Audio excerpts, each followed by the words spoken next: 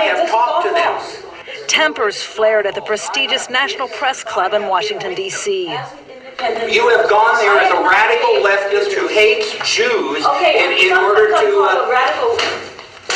Don't you stick things in my face. A pro-Israeli advocate knocked a camera out of the hands of Alison Weir, president of the Council for the National Interest Foundation.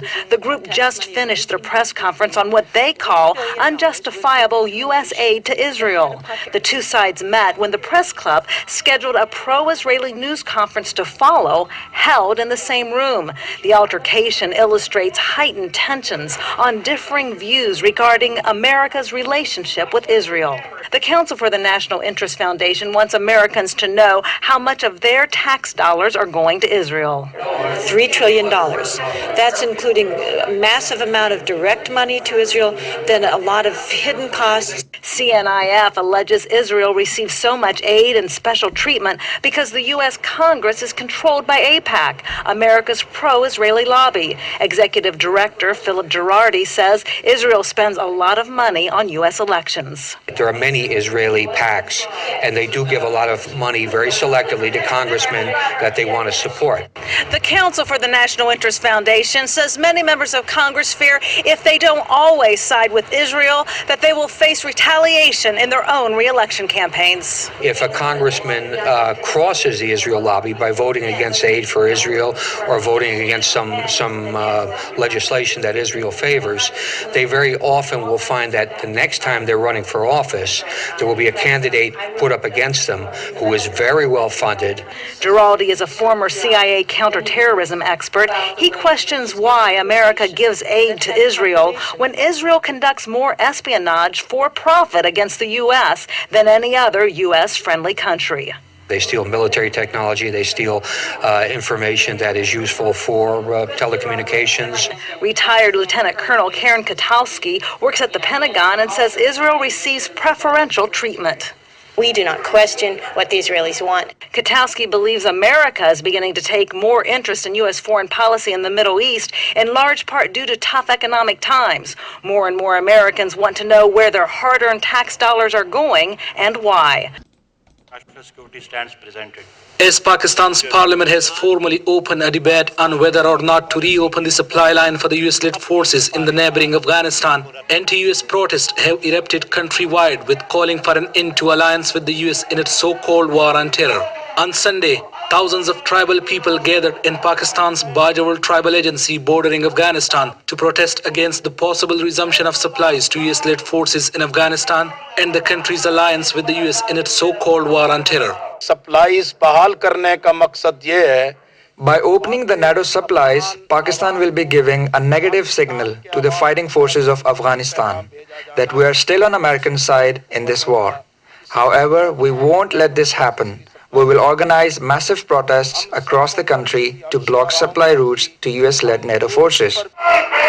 The protesters demand an immediate end to the US assassination drone strikes in the country's tribal belt. They have called on the government to quit the US-led coalition and adopt an independent foreign policy, which they urge to be free from the US influence. The protest, which was organized by the country's largest political religious party, Jamaat-e-Islami, came as Pakistan's parliament is re-evaluating relationships with the US. The review was called after a US airstrike attacked a Pakistani military outpost in northwest Pakistan on November 26, killing at least 24 Pakistani troops. In response to the airstrike, Pakistan also blocked its supply routes to the US-led forces in Afghanistan. Pakistan के 98% आवाम इस पर यकसू है. About 98% of Pakistanis believe that alliance with the US is the sole reason for the current worsening situation, which is destabilizing the country. Besides, other major issues like insecurity, inflation, and unemployment are also the outcome of Pakistan's alliance with the US.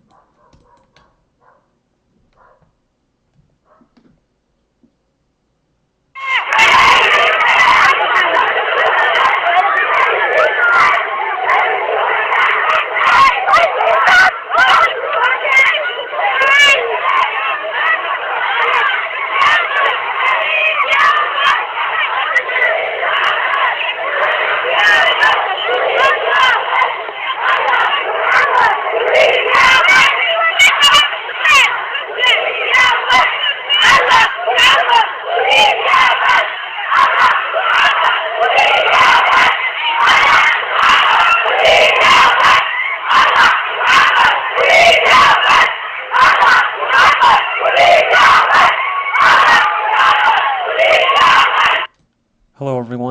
welcome to Global Government News. Today is Monday, April 2nd, 2012, and I'm Darko. This is my website, ggnonline.com, and on YouTube it's ddarko2012, and my backup channel is ddarko2013, so please subscribe to that.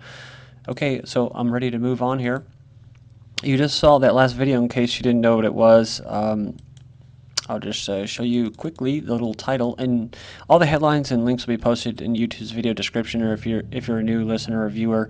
It was Sirte women for Gaddafi students storm NTC headquarters, saying Allah, Muammar, Libya was boss. So, okay, first article I have up, I'll go through the war on terror, liberty, sovereignty, basically the Middle East news, and anything that pertains to the United States, because it usually does, because the United States, along with Israel, has their hands all around the world, or tentacles. So, and I'll show that in this video.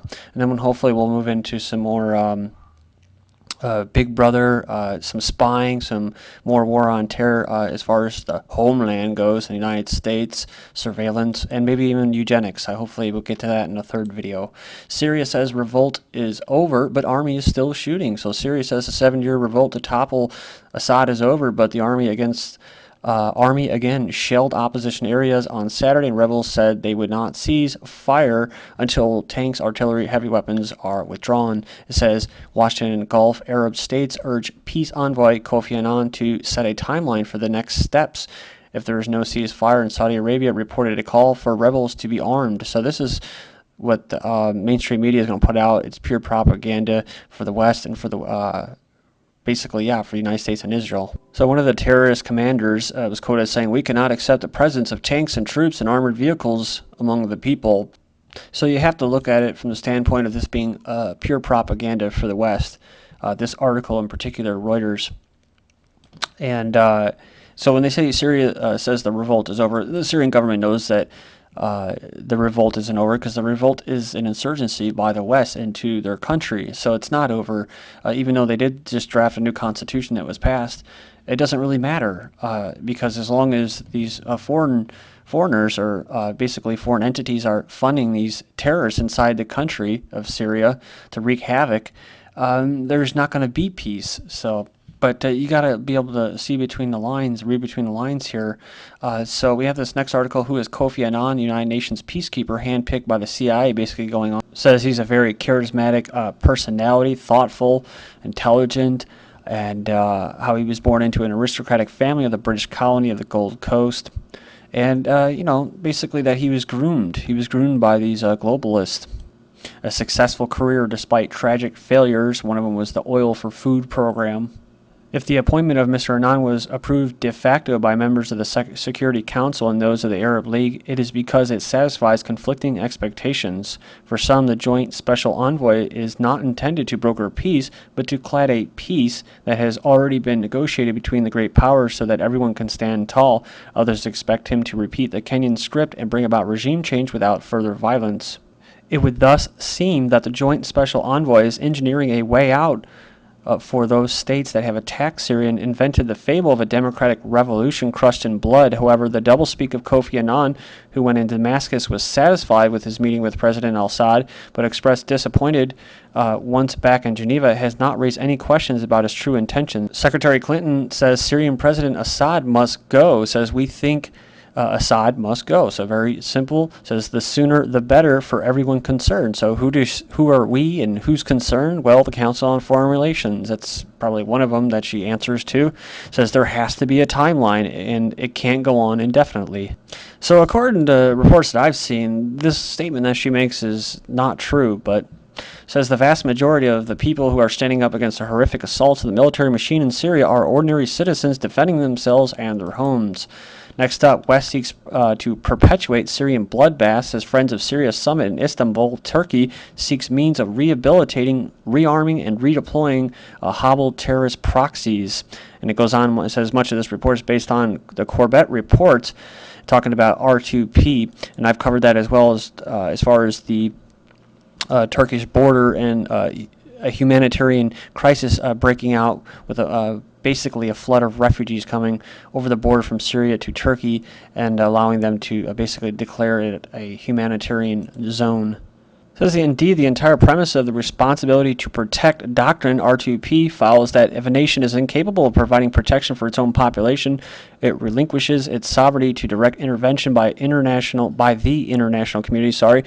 Should such a nation manage to restore order, however, the R2P doctrine, along with the meddling it justifies and the window for regime change it opens, no longer applies. Knowing this and realizing the window for forcing regime change in Syria is closing, the West is actually seeking ways to perpetuate the bloodbath and not end it until their objective of removing Assad has been achieved, revealing the incredible detail of the insidious nature of the so-called humanitarian R2P model. In relation to regime change, there's this quick little sentence here I'm going to go through. In fact, Vice President al-Shara has been in charge of these negotiations with the opposition for a year, and the demand made by Saudi Arabia and Qatar is totally different, that President al-Assad should step down because he is an Alawite, sorry if I butchered that, and that the power be transferred to the Vice President for being a Sunni. The United States and dozens of other countries moved closer on Sunday to direct intervention in fighting in Syria, with Arab nations pledging $100 million to pay opposition fighters, and the Obama regime agreeing to send communications equipment to help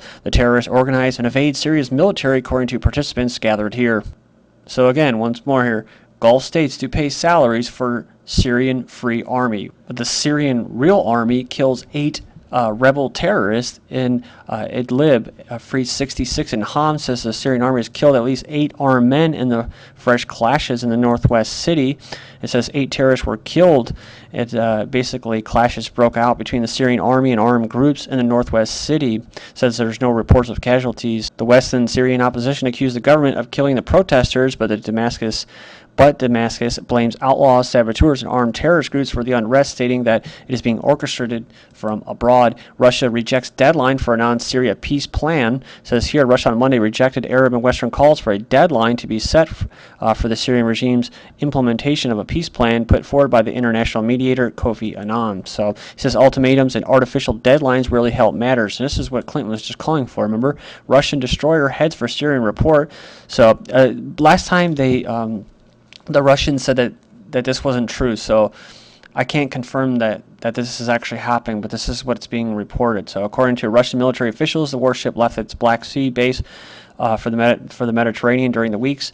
It says it will soon arrive at Syria's second largest port of Tartus. But the Russians say that it's purely routine and that there will be no leaving the ship while it's docked. Next up, we have Ayatollah Khamanei warns U.S. don't intervene in Syria. He says the Islamic Republic will defend Syria because of its support for the resistance line against the Zionist regime of Israel and is vehemently opposed to any intervention of foreign forces in Syria, he said on Thursday.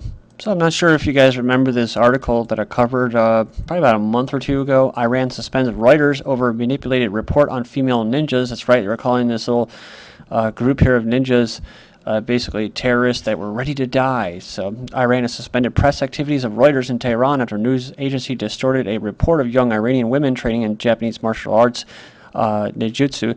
And it was crazy because they didn't tell them that they were going to put out a hit piece on them, and they welcomed it into their dojo too. It says Uruguay ready to barter rice for Iranian oil. This is going on a lot where countries are now trying to circumvent these sanctions by bartering and trading food for oil.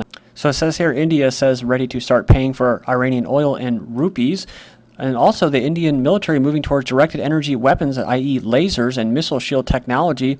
It's pretty interesting because we also have called to develop road striking capability along borders, so they want to reinforce their border, India that is, with China. So they're also buying fighter jets. China says U.S. has no authority to impose unilateral sanctions on countries dealing with Iran. China to continue oil imports from Iran, and North Korea did fire off their 2 short-range missiles last Thursday. I didn't even see that reported.